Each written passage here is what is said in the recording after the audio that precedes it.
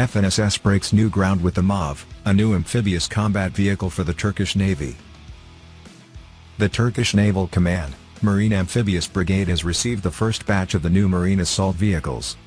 According to a press release from the Turkish armored vehicle manufacturer, the MAV was developed within the scope of the Turkish Defense Industry Agency program, to meet the needs of the Turkish Navy Command's amphibious armored vehicles.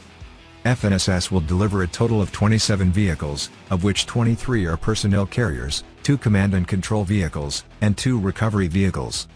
The MAV has higher ballistic and mine protection than its predecessors and is equipped with today's most advanced mission equipment. Dual roles by definition, MAVs offer high performance in both land and water operations.